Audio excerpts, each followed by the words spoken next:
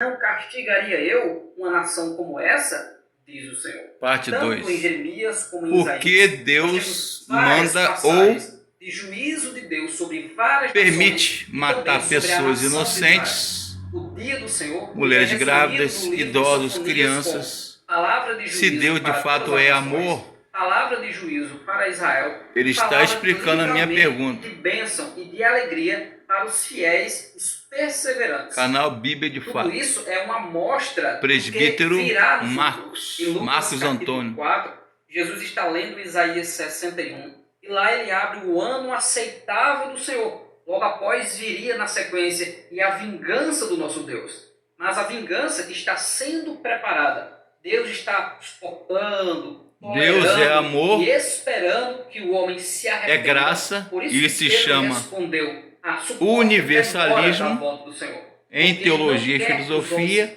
mas também é e antes do juízo fogo consumidor, justiça, vinde a mim, vós os que estáis retidão cansados e sobrecarregados, e eu e vos santidade. aliviarei.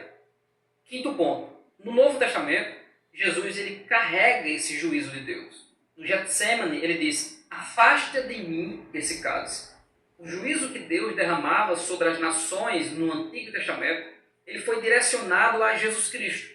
É por isso que o texto sagrado diz, o castigo que nos traz a paz estava sobre ele.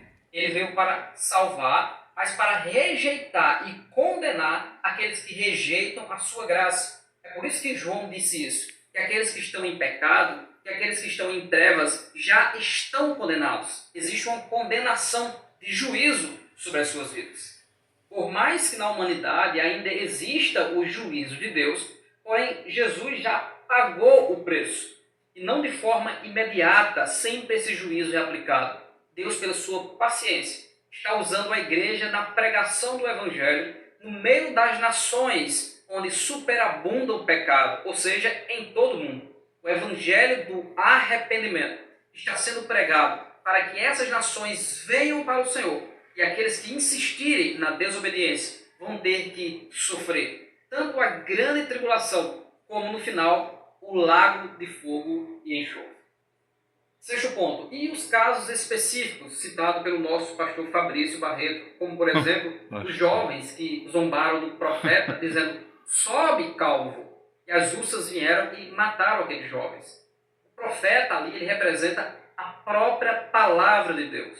Todo profeta, quando falava ou chegava em alguma região, ali a palavra de Deus estava chegando. Uma palavra de juízo ou uma palavra de arrependimento, de bênção e de prosperidade para o povo. Então, quando eles desprezam o profeta, estão desprezando Deus, estão desprezando o Espírito Santo, estão desprezando a graça, e Deus como juízo e Deus como santo está dando a recompensa, porque o contexto ali é de guerra, é de perversão.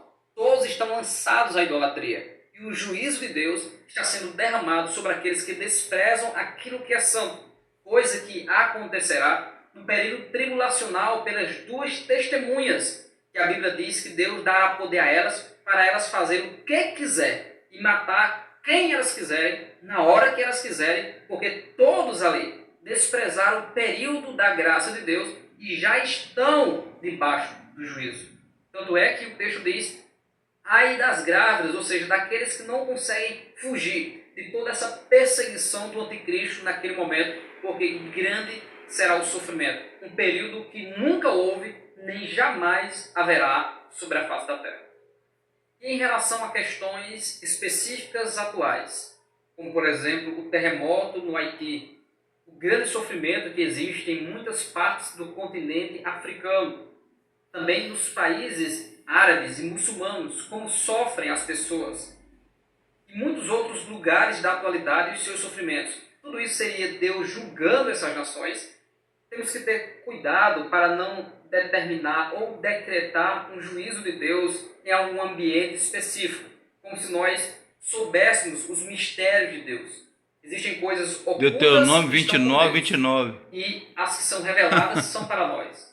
Antes de lançarmos qualquer juízo sobre pessoas, cidades, países e nações inteiras, nós temos que entender que Deus sim, brilhante julgará explicação, toda muito boa, gostei. toda injustiça e toda violência. Amós 1, Romanos 1, Salmos 2, de 1 a 12. Toda nação que rejeita a Deus, está debaixo da ira de Deus, está também vivendo em desgraça. Tudo isso é bíblico. Porém, a posição da igreja é chamar ao arrependimento e à luz da palavra de Deus, que tem poder para sarar essas nações, que tem poder para sarar o homem que está no pecado. Aonde abundou o pecado, superabundou a graça, ou seja, Deus dá a oportunidade de sairmos do pecado, vivermos uma vida de santidade que glorifica a Deus, saindo da idolatria, da imoralidade, da violência e viver para a glória de Deus. E o nosso oitavo e último ponto são os propósitos de Deus ao revelar essas coisas nas Sagradas Escrituras. São 5 propósitos. Primeiro, mostrar que Ele é santo e justo. Segundo, ensinar o peso do pecado sobre a humanidade. Terceiro, apontar para o juízo que virá, para o juízo final sobre os que se apartam do Senhor. Gerar temor e reverência como figura e sombra que temos que respeitar e temer e considerar a severidade de Deus.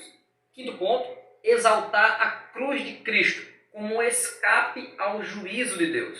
Todo juízo foi lançado sobre Jesus. E Deus mostra que todas essas ações dele sobre a humanidade, que merece por causa do pecado, ele direcionou sobre ele mesmo, que levou o peso dos pecados sobre a cruz.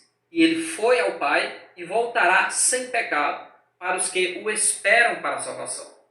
Atos capítulo 17, lá Deus diz que Deus manda que todos os homens, em todos os lugares, se arrependam de forma arbitrária. Deus não está escolhendo nações para destruir e nações para abençoar. Deus ama a todas as pessoas do mundo e convida todas essas pessoas ao arrependimento.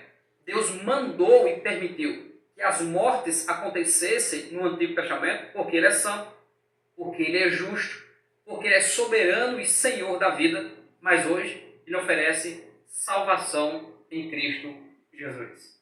Muito obrigado, pastor Fabrício Barreto. Deus continue abençoando a sua vida, o seu ministério, lhe dando saúde ao Senhor, sua esposa, sua família. Muito obrigado por participar aqui do nosso singelo canal Bíblia de Fato, a nossa série Bíblia de Fato Responde. Você que está nos assistindo pela primeira vez, envie o seu vídeo para o nosso e-mail Bíblia de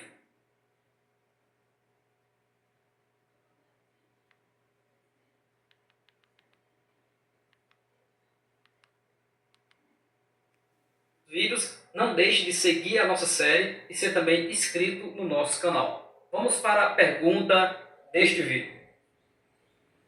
Olá, a paz do Senhor Jesus.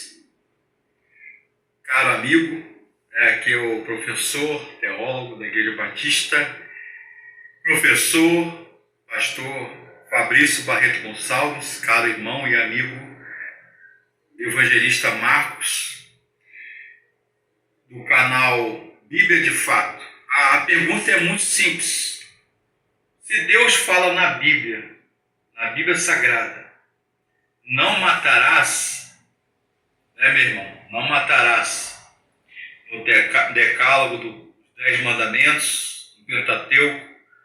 Como que Deus permite um homem de Deus chamado Elias e Eliseu, profeta de Deus, permitir matar, que uma ursa matasse 42 crianças, que a Bíblia fala jovens, adolescentes, rapazes, pelo fato de terem zombado, escarnecido do profeta, por ele ser calvo, careca.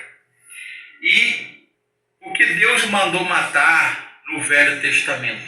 Se Deus é amor, e ele fala no seu mandamento para não matar, entre os 10 mandamentos, não matarás.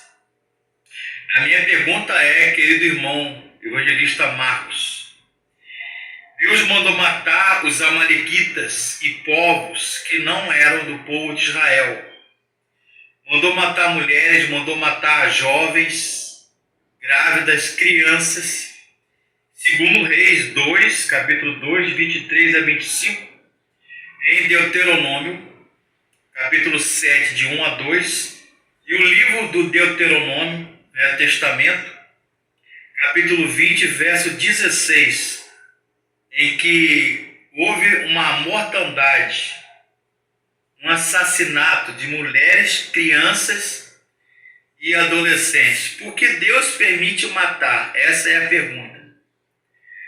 Deus abençoe o seu canal, Bíblia de Fato, meu irmão, querido irmão, evangelista Marcos. Um abraço, vosso irmão, professor Fabrício. Amém? Muito obrigado, pastor Fabrício Barreto, pela sua participação aqui na nossa série Bíblia de Fato Responde. Essa pergunta do pastor Fabrício é considerada uma das perguntas mais difíceis das Sagradas Escrituras, que gera muita discussão e até confusão teológica por parte de alguns. Nesse vídeo, de forma coerente e bíblica, nós buscaremos responder por que isso aconteceu. Começando pelo mandamento, não matarás. A melhor tradução seria não assassinarás, que é uma morte de forma imoral, ilegal, injusta para benefícios pessoais, coisas que Deus não fez e não procurou em nenhum dado momento. Então, primeira coisa, por que Deus mandou matar nações inteiras, inclusive crianças, mulheres grávidas? A primeira coisa é que Deus é santo e Ele faz isso para nós entendermos que o pecado, a transgressão, sair da linha do alvo do caminho, ser devasso, se entregar aos seus próprios desejos, tudo isso tem uma consequência. Em Romanos capítulo 1, o próprio texto de Deus diz que Deus os entregou aos seus desejos, aos seus pensamentos, e eles cometeram coisas torpes. A insistência em fazer tudo aquilo que é contrário à natureza de Deus e contrário à vontade de Deus é iniquidade, perversão, e tudo isso traz consequências destruidoras para o pecador. Um exemplo é Gênesis 15 e 16. O texto diz: a medida da injustiça dos amorreus ainda não está cheia. Isso mostra que Deus não julgou de forma precipitada, que Deus aguardou até o limite do pecado. Na linguagem bíblica, o cálice da ira de Deus se encheu, então Deus derramou. Quando o pecado